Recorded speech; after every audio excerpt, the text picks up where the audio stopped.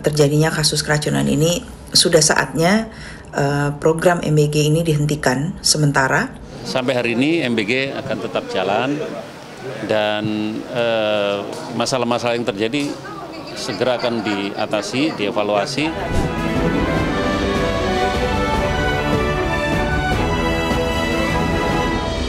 Pemirsa, Badan Gizi Nasional akan membentuk tim investigasi guna menyelidiki tingginya angka kasus keracunan akibat mengkonsumsi menu program makan bergizi gratis. BGN akan mengumpulkan data-data untuk mengungkap apa yang menjadi penyebab kasus tersebut. Maraknya kasus keracunan dalam program makan bergizi gratis, Badan Gizi Nasional memastikan akan membentuk tim investigasi. BGN juga berencana membuka saluran siaga atau hotline untuk pengaduan berbagai keluhan program MBG. Menurut Wakil Kepala Badan Gizi Nasional Nanik Sdeyang, pihaknya akan mengumpulkan data-data untuk mengungkap apa yang menjadi penyebab keracunan dalam program makan bergizi gratis ini. Tanpa kami dilaporin, kami juga keliling gitu. Kami mengumpulkan data-data juga gitu. Nah, kami memang berencana, ini yang mungkin saya sudah berencana sebagai orang baru di BGN ini akan segera membuka hotline untuk pengaduan ya Mas yang pertama. Lalu ini dalam proses kami juga membentuk tim investigasi untuk bisa mendapatkan apa sih sebetulnya yang menyebabkan keracunan ini agar kita bisa memperbaiki sistem tata kelolanya yang bagus sehingga program yang luar biasa yang bukan saja dimaksudkan untuk pemenuhan gizi ini tetapi juga bisa diharapkan bisa untuk mendongkrak pertumbuhan ekonomi ini akan bisa berjalan dengan baik. Jadi sebabnya bermacam-macam. Ada yang dari bahan baku, ada yang dari karena pengolahan yang terlalu dini atau terlalu cepat. Kemudian penyajiannya itu lebih dari 6 jam. Ini juga bermasalah, Mas. Jadi kemudian pemilihan mungkin ya, ada anak-anak yang tidak tahan dengan ikan, misalnya bahan bakunya seperti itu. Jadi penyebabnya bermacam-macam dan ini kami kumpulkan sebagai bahan untuk evaluasi. Sementara itu, Menko Pemberdayaan Manusia Muhaimin Iskandar meminta masalah keracunan MBG ini harus segera dievaluasi agar persoalan serupa tidak terulang di kemudian hari. Muhaimin juga mendesak Badan Gizi Nasional bergerak cepat mengusut masalah ini. Semua jenis kejadian harus dijadikan bahan evaluasi.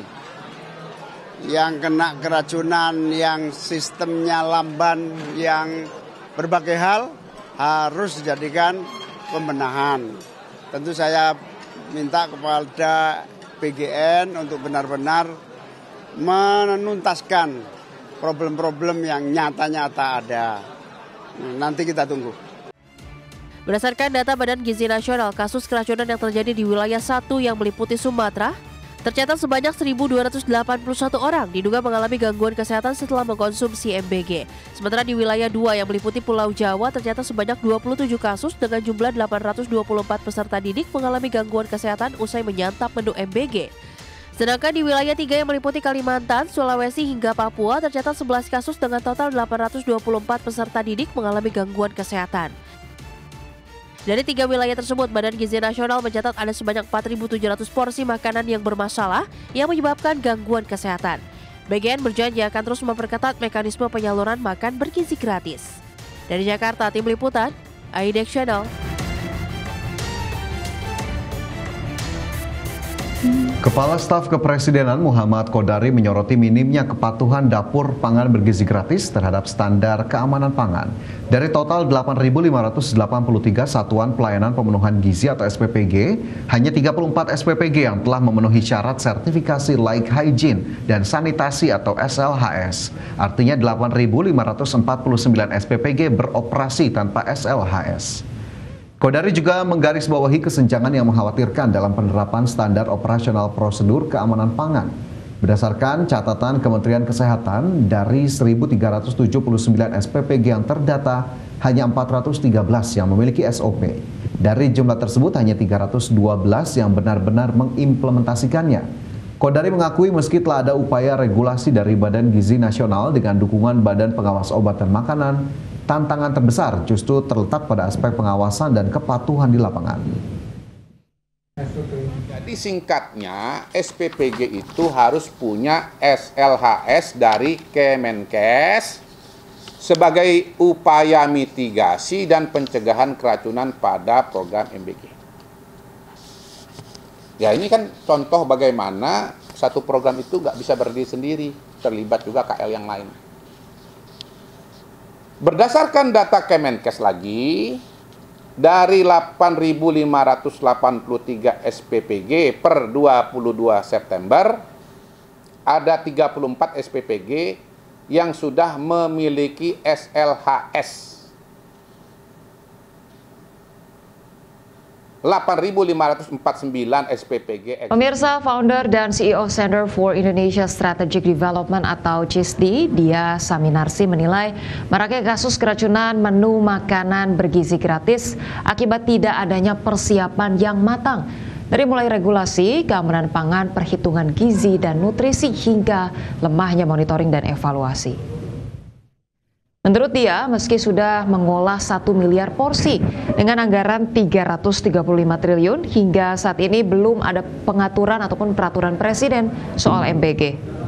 Absennya Perpres ini menjadi penyebab tidak adanya payung hukum hingga petunjuk teknis pelaksanaan MBG. Dengan tingginya jumlah kasus keracunan, CISD mendesak pemerintah segera menghentikan sementara pelaksanaan MBG untuk dilakukan evaluasi total. Makan bergizi gratis ini belum mempunyai perpres yang sampai hari ini masih ditunggu. Kenapa perlu perpres? Karena butuh petunjuk-petunjuk atau aturan-aturan yang nantinya harus ditranslasikan ke dalam petunjuk teknis. Terjadinya kasus keracunan ini sudah saatnya program MBG ini dihentikan sementara dan dievaluasi kembali bagaimana batasan-batasannya, standar-standarnya untuk kandungan gizi, untuk cara memasak, daftar menu, cara pengepakan. Wakil Menteri Sekretariat Negara Juri Ardianto memastikan pemerintah telah mengambil langkah cepat untuk mengatasi masalah keracunan makanan MBG tersebut. Pemerintah menjamin program MBG tetap berjalan karena dinilai penting bagi anak-anak. Pasti tentu didengar ya beberapa aspirasi dari beberapa kalangan yang minta ada evaluasi total, ada pemberhentian sementara, ada juga sambil jalan kita perbaiki tapi tidak perlu menghentikan secara total. Tentu ini akan menjadi akan jadi masukan yang baik buat pemerintah. Tapi sampai hari ini MBG akan tetap jalan. Dan masalah-masalah yang terjadi segera akan diatasi, dievaluasi, cari jalan keluar sehingga seperti kata Pak Presiden, MBG betul-betul menjadi. Ya, kita ke informasi berikutnya. Pemirsa, Serikat Petani Indonesia mengakui program prioritas pemerintahan Prabowo makan bergizi gratis belum memberikan dampak nyata pada para petani di seluruh Indonesia. Ya, menurut Ketua Umum SPI Henry Saragih, saat ini program MBG belum terhubung langsung dengan koperasi produsen pangan milik petani, sehingga program MBG belum meningkatkan kesejahteraan para petani Indonesia. Henry mendorong agar program MBG diintegrasikan dengan koperasi produsen pangan milik petani. Dengan begitu, petani bisa menyediakan makanan yang lebih segar, lebih murah, dan mengurangi ketergantungan pada pasokan dari daerah lain atau impor. Kalau yang menurut kita, MBG ini belum sekarang ini terkoneksi langsung ya dengan koperasi-koperasi petani. Maksud kita perlu ditingkatkan lagi, masih sangat terbatas. Ya, jadi kalaulah MBG ini dihubungkan dengan koperasi-koperasi produsen pangan sebagai hasil dari reforma agraria, kita akan bisa menyiapkan makanan yang harganya relatif lebih murah, lebih segar karena berada di tempat itu ya, tidak didatangkan dari kabupaten.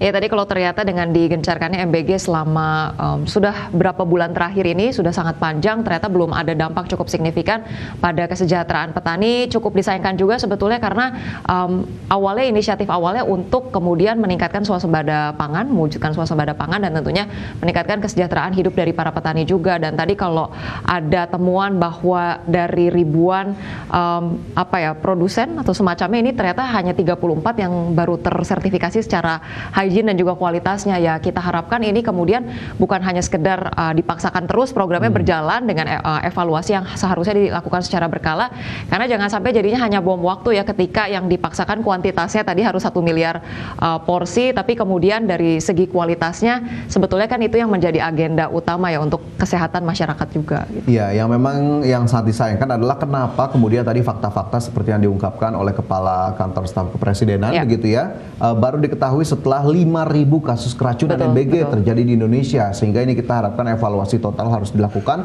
agar kemudian program MBG bisa berjalan lebih optimal sesuai dengan target yang telah ditetapkan.